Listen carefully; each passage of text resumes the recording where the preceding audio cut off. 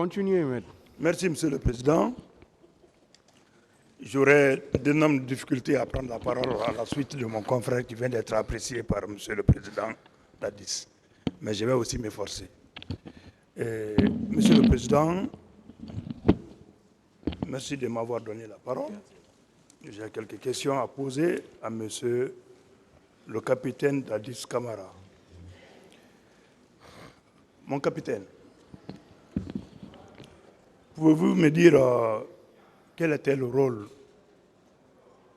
de votre aide de camp? Le rôle, les prérogatives de votre aide de camp. Bon, le rôle de mon aide de camp, c'était mon homme à tout faire. Hein?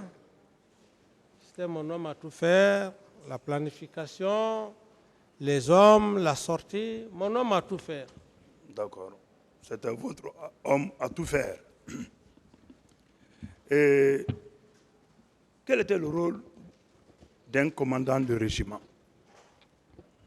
Bon, je ne voudrais pas parler de ça. Je ne voudrais pas parler de ça. C'est secret défense. Parfait. Parfait, oui. Je vous le concède. Mais c'était important de connaître le rôle de commandant de régiment parce que ce commandant de régiment a dû jouer un rôle important dans les événements du 28 septembre.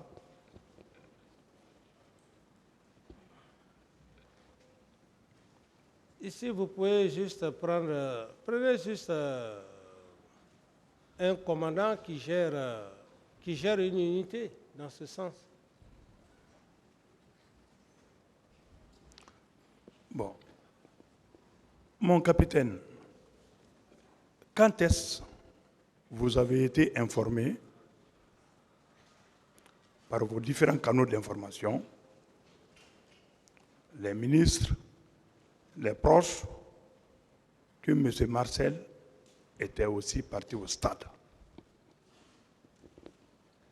Reprenez la question très bien. Quand est-ce que Oui. vous avez été informé après les événements du 28 septembre? Quand est-ce que vous avez été informé que M. Marcel était parti au stade? Par rapport à cette question, quand les événements se sont passés, puisque c'est avec Toumba qu'il travaillait avec Toumba, et il y a eu beaucoup d'informations, les gens parlaient.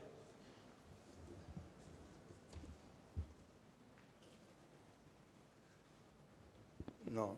Ma question Oui.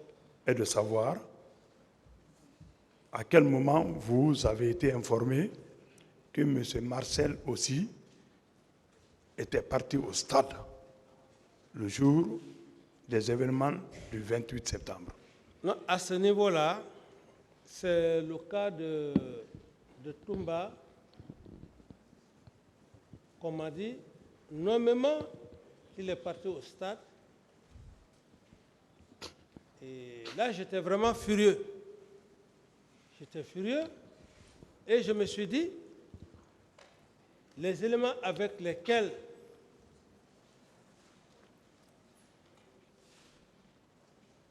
il est parti au stade et que j'allais les mettre aux arrêts. Il veut savoir pour M. Marcel. Pour M. Marcel, nommément comme ça, personne ne me l'a dit. Personne ne me l'a dit. D'autres questions, maître? D'accord. Est-ce que vous avez cherché à comprendre que M. Aboubakar Toumba était accompagné de qui et de qui pour se rendre au stade? Parce que les événements qui se sont déroulés au stade sont tellement énormes. Il y a eu des viols, des assassinats, du pillage, Mais c'est sûr que M. Toumba seul ne peut pas commettre toutes ces infractions pendant cette journée. Il a été accompagné, en tout cas selon vous, par plusieurs personnes du régiment. Vous êtes le président de la République, le commandant en chef des forces armées. Vous n'avez pas pu avoir des informations sur 5, 10, 20, 30 personnes qui se sont rendues au stade avec M. Toumba. Parce que vous dites que M. Toumba est venu au stade avec ces éléments. Je laisse de côté le nom de Toumba. Il n'est pas seul. C'est sûr, lui seul ne peut pas commettre toutes ces infractions. Est-ce que vous avez cherché à comprendre quels sont les éléments du régiment ou de la garde présidentielle qui se sont rendus au stade avec M. Toumba? Non, à ce niveau, puisque c'est Toumba qui est parti au stade, j'avais affaire avec Toumba. Du moment où lui-même, il m'avait dissuadé de ne pas y aller. Donc, j'étais vraiment furieux contre lui. Mais à ce que je cherche, ce qui n'est pas parti seul, ça au moins c'est clair. Et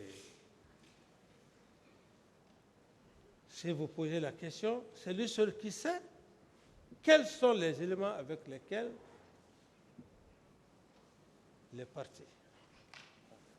Selon vous, ce qui s'est passé au stade, est-ce que 10 personnes, 20 personnes peuvent commettre toutes ces infractions au stade? Non, ce qui s'est passé au stade,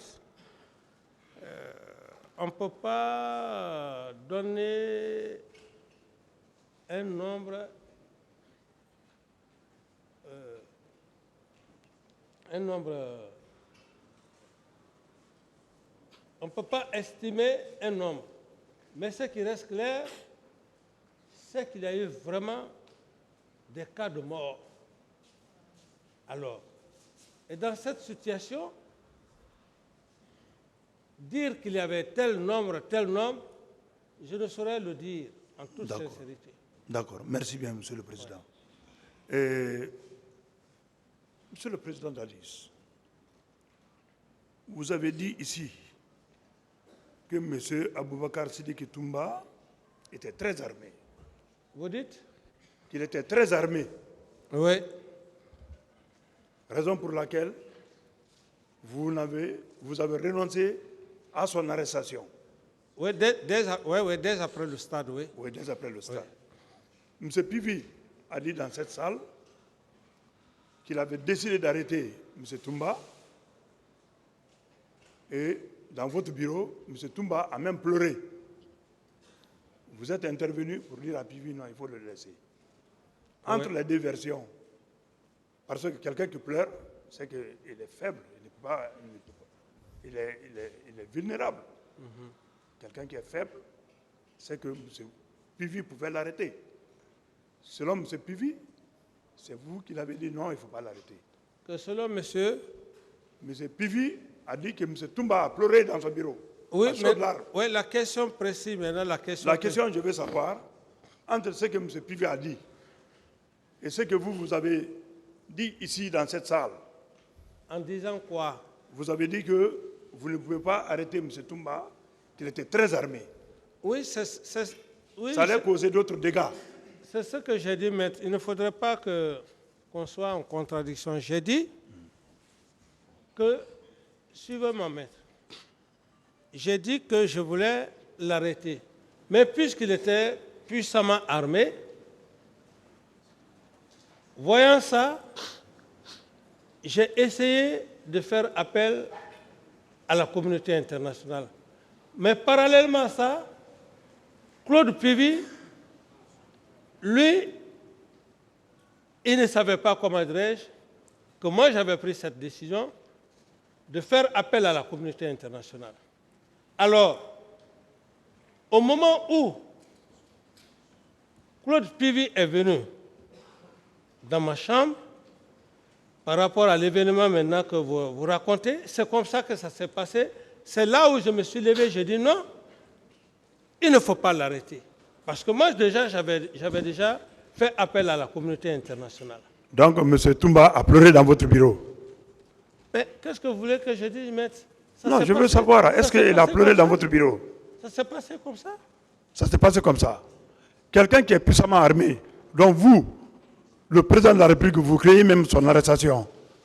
Est-ce que c'est exact que ce dernier pleure dans votre bureau? Attendez. Dans ma chambre, personne n'est armé. Mais pourquoi vous n'avez pas donc accepté qu'on l'arrête? Non, attendez. L'arrestation d'une personne, c'est quoi? C'est pas... Si on doit arrêter une personne, il faut prendre les garde-fous. Cela ne pouvait pas se passer dans ma chambre. C'est pourquoi d'ailleurs j'ai réagi. D'accord. Avec l'autre PV. D'accord. Je reste dans votre logique.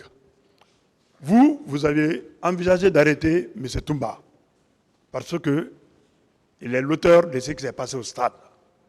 Mais vous avez des craintes parce qu'il était puissamment armé. Mais il est venu dans votre bureau. Claude Pivi était disposé à l'arrêter dans votre bureau. Donc Toumba n'était pas armé là-bas. Mais c'était une occasion. Il fallait profiter. Non, pourquoi vous n'avez pas profité de cette occasion? Mais si vous dites que c'était une occasion, oui. Aujourd'hui est arrivé. Mais qu'est-ce que j'allais dire devant le tribunal? Le tribunal allait me dire, mais vous êtes rendu justice. Du moment que j'ai fait appel à la communauté internationale, une juridiction internationale, je n'ai plus besoin qu'on arrête quelqu'un qui est devant moi. D'accord. Pourquoi on a arrêté les éléments de Bégré? Mais là, les éléments de Bégré, oui. Ça c'était des éléments qui n'étaient pas, comment dirais-je, qui n'étaient pas à mon compte. Et je crois bien les éléments de Bégré, je suis sûr qu'ils se sont refusés d'aller se rendre, d'aller se présenter à la commission internationale. Mais le cas de Toumba vivait avec moi. Je veux savoir ouais. Pourquoi les éléments de Bégré ont été arrêtés. C'était tellement important. Lorsque Toumba est venu les libérer, vous vous êtes déplacé du camp Al-Faya pour venir le trouver au camp Koundara? Les éléments de Bégré ont été arrêtés. Oui. Parce que la commission internationale était déjà là et les éléments se sont refusés de s'y rendre, selon les informations que j'ai reçues.